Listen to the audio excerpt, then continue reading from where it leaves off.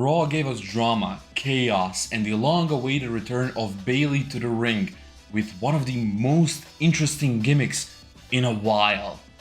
Let's talk about it. But before we do, make sure to leave a like, comment, subscribe, all of that stuff. I'm new around here, so you doing all of that would really help me achieve my dream. Thank you. To start us off, we have a John Cena promo where he talks about facing Brock Lesnar at WrestlePalooza, of course, and how he is the last real champion again, which, I don't know. I know it's not like a heel thing, it's not like a heel turn thing, but it's still kind of weird that he talks about himself as the last real champion because, I mean, you're kind of undermining Cody and the future champions. It's kind of weird, it's really weird, but I'm gonna get over it. The crowd seems to love it. Just me watching it was kind of like off. And he will talk about how he is afraid of Brock Lesnar, but how he cannot fall prey to that fear, how he has to still stand up to him. How even though he could go back and do backstage politicking to not face Brock, he doesn't want to. They deal him, he'll plays them, as he said himself. And look, I'm hyped for this match, but it's nothing that I was like, I had on my bucket list that I really wanted to see before Cena retires. I get it, it's a big money draw, it's Brock Lesnar, it's John Cena, big names, big money, of course, but I don't know, it still kind of feels, I'm not too certain about this, especially since there's not too much build-up. I mean, we can see what Brock does on SmackDown, but there's not much he can do, I guess. So yeah, anyways, I think the match is gonna be interesting, but let's just move on to the next segment, which is Jey Uso and LA Knight at the office of Adam Pearce. And this is like a story that's told through the entire episode of Raw, which is what I love. I mean, it actually happened even before John Cena's promo in like the backstage area, I guess the parking lot. They would fight, and then Adam Pearce would be like, "You guys at my office now!" And that's it. And now they're at the office, and LA Knight gets his match against Braun Breaker and Bronson Reed, but he needs to find a tag team partner. He of course wants Jimmy, and Jay is not too happy about that. After this, we finally get our first match of the evening, which is Lyra Valkyria versus Roxanne Perez, and this match was amazing. These two together in the ring create magic. It's literal magic. It's just so good. I love watching this so much. It was just a masterpiece in the ring for Raw. I mean, of course, it's not like a masterpiece when you think about all the greatest matches of all time, but it's like for a random Raw episode, for an opener, and it's not like an even big opener, it's just like a opener. This match was so good. I loved watching it, and Raquel got kicked out, meaning of course Roxanne lost because Judgment Day cannot win any other way without outside interference. So yeah, Roxanne lost, Lyra Valkyria won, but then Raquel would come back, she would start beating up on Lyra, and then we finally, after weeks of waiting, after weeks of vignettes, we get the return of Bayley, and man, I'm so hyped for this character. I'm so hyped for this character. Like she would come in the ring, she would start punching up Raquel and Roxanne, and then she would stop and she would be like clearly fighting voices in her head before the hugger won. And she went out and hugged Michael Cole, Joe, she would hug out everyone. She also came out in an AJ Lee shirt, which was kind of funny to me. I mean, I love it, but it's just kind of funny. But then yeah, we would get that Bayley, and Lyra would be like, "What's going on? Something weird." And we'll find out about that a little bit later on. But before that, we have a backstage segment between Io Sky, Adam Pearce, and Stephanie Vaquer, where they announced the match to be official. Finally, you see, nothing's wrong with Stephanie, as all you people wanted to say. They don't hate her or anything. It's just she probably couldn't arrive on Raw or something like that. But for all of you who don't know what I'm talking about, they were supposed to sign the contract last week, but they didn't because Stephanie didn't show up. And then everyone was like, someone in the politics of TKO or WWE hates Stephanie. No, there was just something else that happened, and that's it. Now, after the match is declared official, Asuka would come in and Kairi Sane, and Asuka would start berating Stephanie Vaquero, this, that, and then she would say, you need to fight Kairi Sane first. So the match was official, and we will get that a little bit later on. I just love this dynamic between Asuka and Io, and like their whole thing of like heel and a face clearly being like really good friends, but not knowing how to work. Now at this point, after so much time being away, Io became a beautiful babyface. Asuka came back as like this kind of heel-y thing. It's not like a full heel, but she's definitely acting as a heel. And it's just fun seeing this. And if Io wins the championship, this is the first feud I have to see. Or even if she loses it. Actually, yeah, after this Stephanie Vaquero stuff, they need to break up. It's been enough time. We've had some heat building up here. I wouldn't even be surprised if Asuka turns on Io at WrestlePalooza. But I don't know, what do you guys think? Now, please keep remembering the LA Knight and Jey Uso and Jimmy Uso and everything stuff, because now LA Knight comes up to Big Jim and he was like, hey, you proved yourself.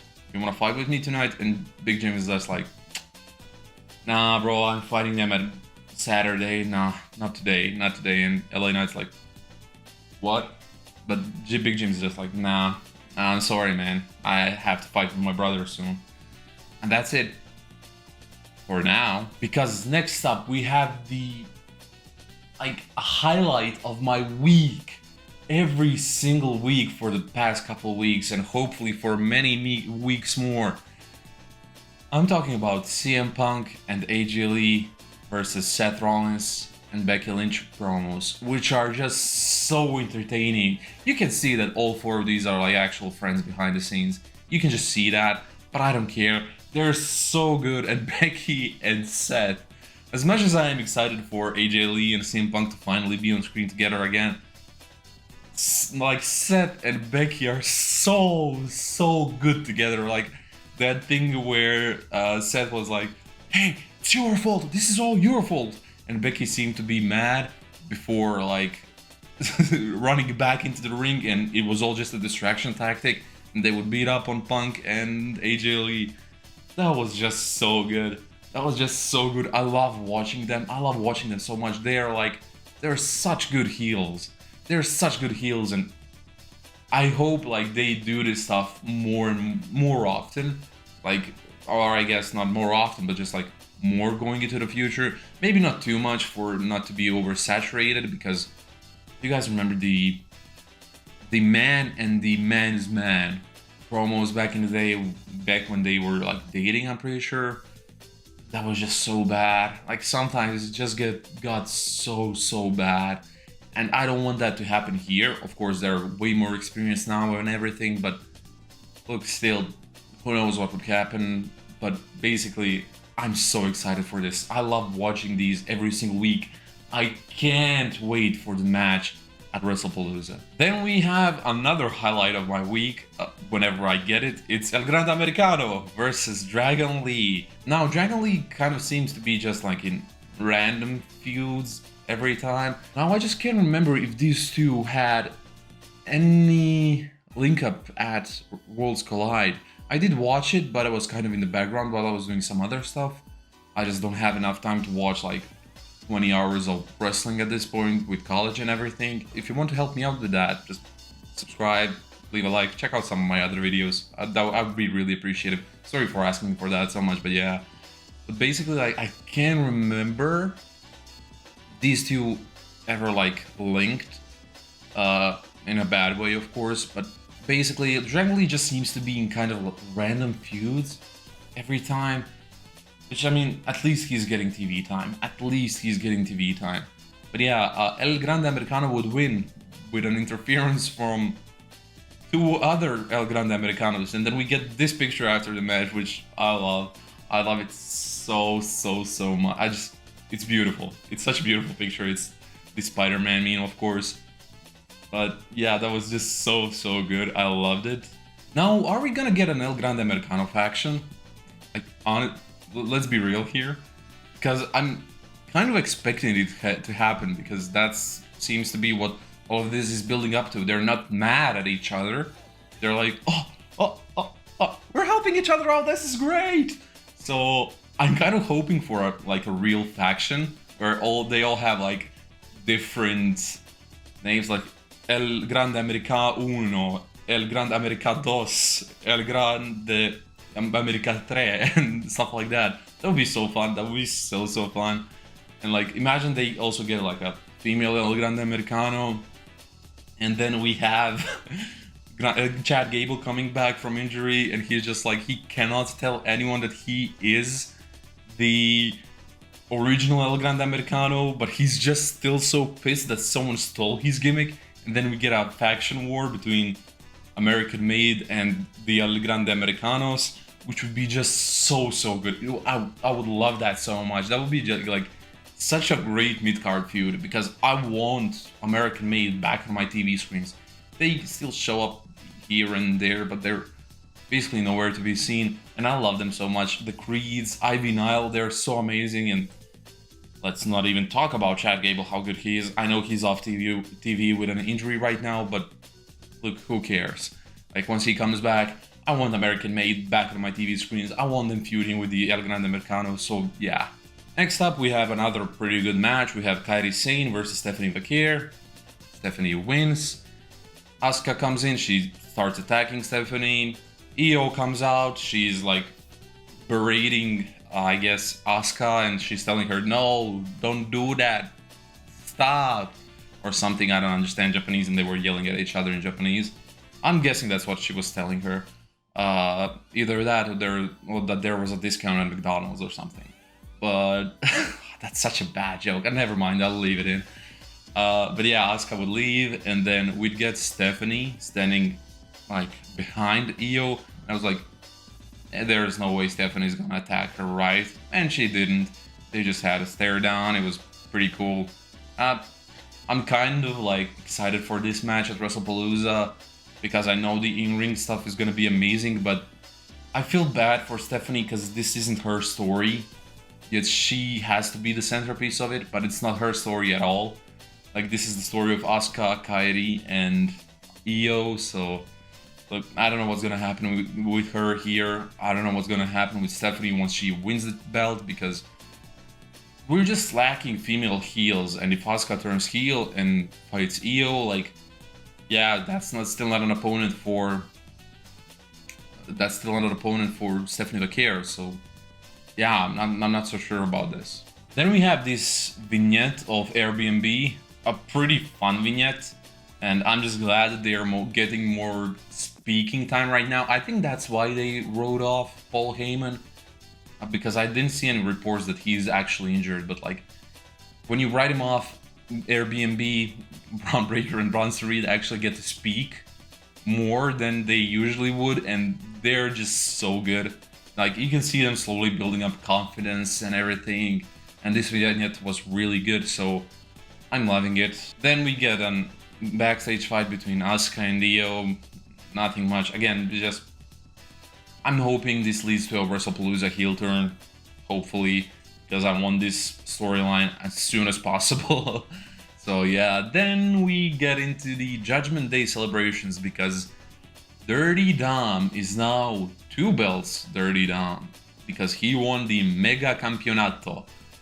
He is the AAA Mega Campeone, and hey, he deserves it. He deserves it. And then the Judgment Day is celebrating. Finn Balor is in the background like, okay, but what's your deal with El Grande Americano and all that?